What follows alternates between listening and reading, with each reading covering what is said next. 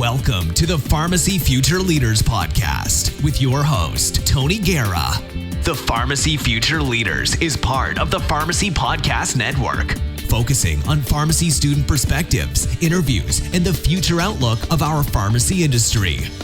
This is Cristal Greene, Pharmacy Technician Program Coordinator with Hutchinson Community College, and you're listening to the Pharmacy Podcast. Welcome to the Pharmacy Podcast Network. I'm your co-host, Tony Guerra, for the Pharmacy Future Leaders Podcast, broadcasting from the Health and Public Services Building on the DMACC Ankeny, Iowa campus. Connect with me on Twitter at Tony_PharmD or on YouTube at TonyPharmD, where you can find over 800 pharmacy videos supporting my audiobook, Memorizing Pharmacology.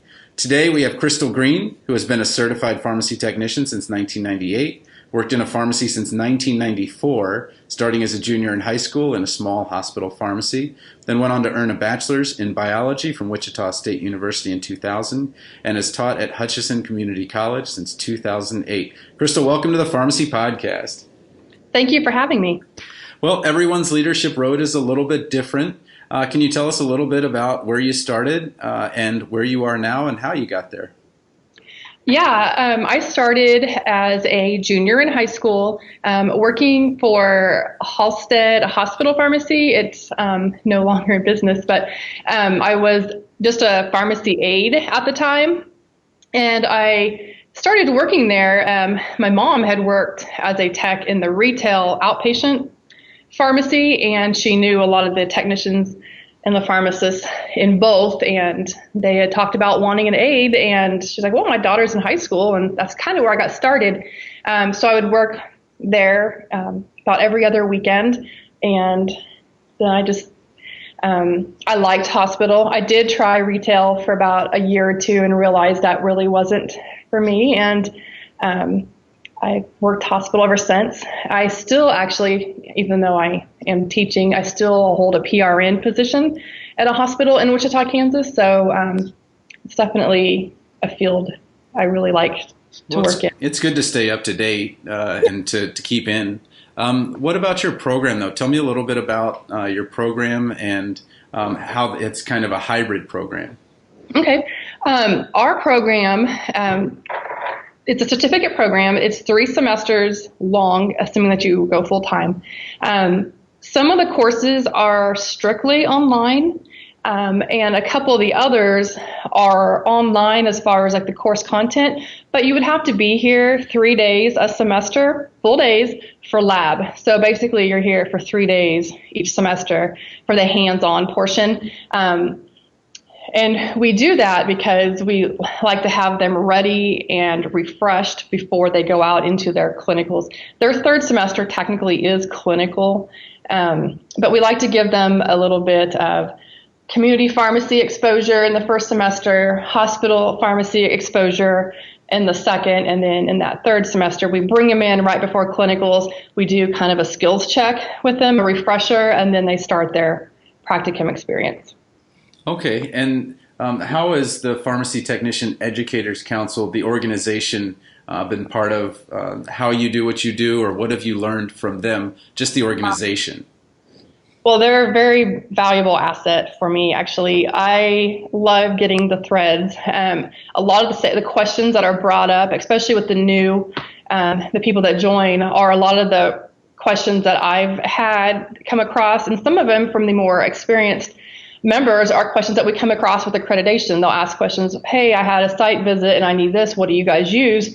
And so it's nice for me to go back and look kind of as a double check. Oh, well, how is am I doing this right? What's everybody else doing? To keep everything standard and in line. So I think it's just a very good collaboration tool for all of us so that we can all stay connected and make sure we're on track. And it's been a very valuable. Yeah, I use the Google group all the time. I put all that stuff in one folder, and it's really been helpful. But tell me about the national meeting. So the national meeting is in Las Vegas this year in July. And is this your first meeting, or have you been to a meeting before? This is my first meeting with the PTEC group. I've been actually to the ASHP mid-year meetings. I go to those. Usually, I try to go to those every other year, but this will be the first one I've actually attended with the PTEC group. I've wanted to go in the past, I know that we have our meetings traditionally in July, and that's kind of a very busy time for me. So it's hard for me to get away, like with the kids and stuff. But this year, we actually they're older, and so it's easier for people to take care of the kids, and I can actually get away. So I'm actually looking forward to going. I'm hoping that since we were just through our reaccreditation site visit this past January, I'm hoping to kind of go in and meet with others and kind of like just actually meet some of these faces that you see that come across the threads, and kind of see more what they're doing, talk about some of the topics that, we all are concerned about, and one of them being the Pharmacy Tech Certification Board, not having the requirement in 2020 that all technicians be certified nationally. That's the one thing. Program. So I just kind of like to see what everybody's views are, and just kind of use it as a good networking experience. So. Yeah, that's the one thing that I think is so valuable, is that you're not in it alone, because really when you're the program coordinator, you're kind of alone. You are, because nobody else knows what you're doing. No, you're right. My office is with CNA, and then we've got respiratory therapy and medical technician and all these things. We've got 19 different groups, but there's no other pharmacy groups. And so the one place that I can go is that Google group, and then to the meeting. But what made you change from ASHP this time to the PTEC meeting in Vegas? Actually, I went to the ASHP meeting in December, and it's not this much that I changed. I think that this would be more technician education specific, whereas, the mid-year, the ASHP mid-year, you do get some really good information, and you do get some valuable CE. But I think this will be good for just strictly coming from a technician educator's point, and all the CE and all the programs will be based just on that. I know, like with the ASHP, they only have a couple of like technician specific events or things that are held. So you can go to a couple of those, but then the rest of them are more kind of general, more broad, just CE.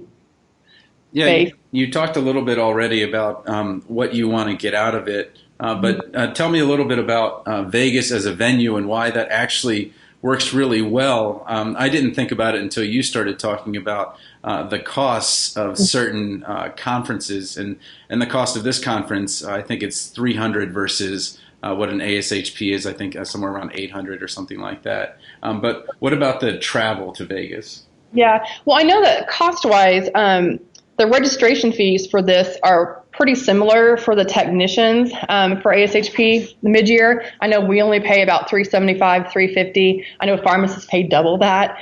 So as far as costs, registration costs are pretty similar, but as far as a venue, Vegas just is a lot cheaper. I mean, you can bundle your flight and hotel a lot of times cheaper than actually using the rate that was given through the hotel or the organization that books rooms to the hotel. You can usually go on to like Southwest Vacations or Expedia, and you can usually bundle your hotel with your flight for considerably less than any other venue that's traditionally used. So I know if you're looking for a cost standpoint, which a lot of these colleges are cutting back on spending and being very careful about how they delegate the Perkins funds, this is half the cost of some of the other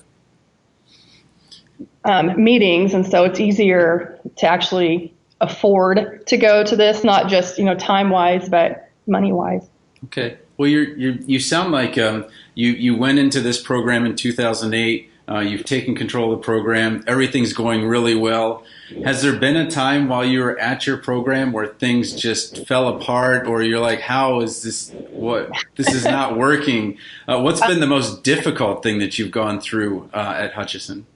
Well, yeah, kind of right now. We lost our clinical coordinator in July of last year, and so it's been just me running the program and trying to run clinicals.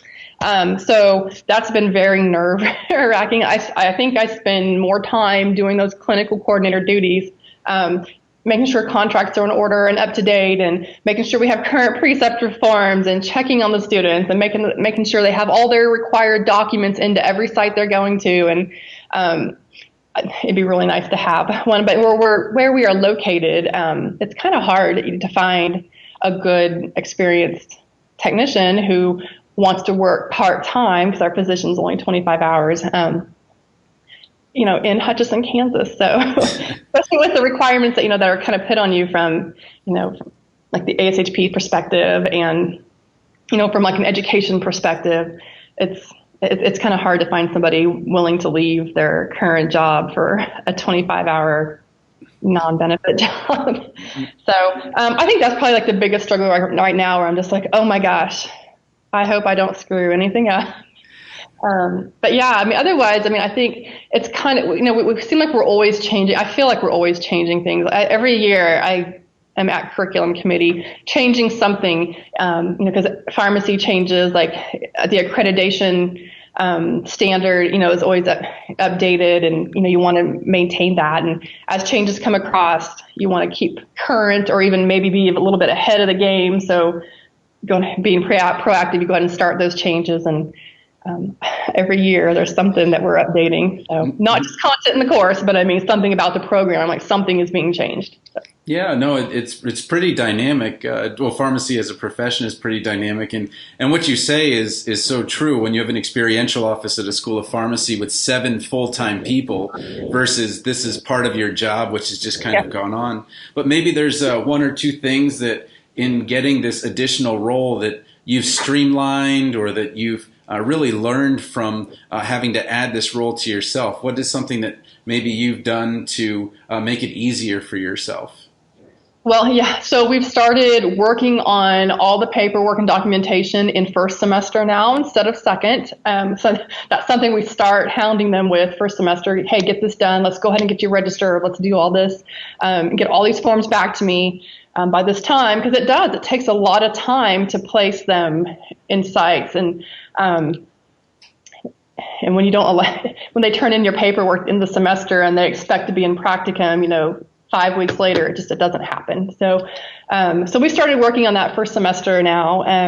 I know I try to definitely keep contact with the sites. I want to check on them at each site at least once, just to kind of maintain that face-to-face relationship, because it's harder for them to tell you no. We can't take a student if they know who you are. They're usually more accommodating, and they're like, yeah, we'll squeeze them in. So just like communication, like really communicating with your sites, I think is really important, and I've learned that. So looking forward into when we do find somebody, I want that person to be a good communicator. I want them to be organized and on top of things. And these are things that I'm going to really look for in my next clinical coordinator. No, I know exactly what you're talking about. Where my other one was really good. I just want to clear that up there. She was very good, but she was very good. But now you appreciate her once she's gone. But now I know going forward, those are traits that you really have to look for. No, absolutely. And I was just thinking, when we talk about going out there and meeting them and having relationships with them, we are in some ways competing with the pharmacy students. And there are more pharmacy students, and sometimes I'll get I'm sorry, but we've got a pharmacy student. But if it's somebody I know, just like you said, I can they'll say, okay, well, maybe we'll have room for them. And I honestly feel like it's better when the pharmacy student is there, because then they get to work with the technicians and see what it's like to work with them before they get out there. Tell me about your first day on the job, because my first day on the job, and it was in retail, but the pharmacist left, went to lunch, and I had a customer complain the very first thing I did. He's like, did you just touch my pills? I was like, no, I didn't touch your pills. I used a spatula. What was that like? So these students are going out that first day. What was your first day like? Okay, my very first day in pharmacy, I will never forget this. I don't think the pharmacy, mind you, this was in the 90s, and they didn't have a lot of computer storage, and everything was paper back then. So they had a lot of files. Everything, like the MARS, everything was filed. Any new order change, everything was documented. So you had all these forms or papers. But I remember coming in, and there was this stack. Oh my gosh, I think it was maybe a foot. I don't think they had filed in a month. So I had to, go in and file everything, and then I had to go and pull folders, discharges, create folder. Anyway, it was just kind of a mess. There was a lot of filing to do. I just remember being spent most of my day filing, and then, you move on to other things later, but there was a lot of filing. Okay. Well, I'm sure some people would actually want to get in touch with you. What's the best way for someone to contact you? For me, email. I check my email all the time, even like on the weekends. It's on my phone. I'm always checking it. Guilty. Yeah. I know.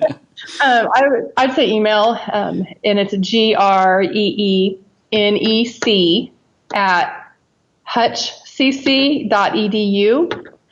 You can also call my office, and like this in the summers, I'm kind of in and out just because I do like to take some time off in the summers. But and my office number is 620-665-3346, and that is a direct line to my phone. Okay, so just a couple of quick hit questions at the end here. What's the best career advice you've ever given or gotten? The best career advice I ever got, it was my senior year, and I was working in that same small pharmacy, and it was an older pharmacist he actually was retired, and he would just come in and do relief work. And I remember him telling me as we were standing there doing cart fill, he was like, pharmacy is just one of those professions that you can just never walk away from. He says, once you're in, you're hooked. And I remember him telling me that, and sure enough, it was true because, so many years later, here I am, and I'm still doing pharmacy. So that was probably the most influential. As far as giving advice on like pharmacy or like career changes, just do what you are comfortable with, do what you like.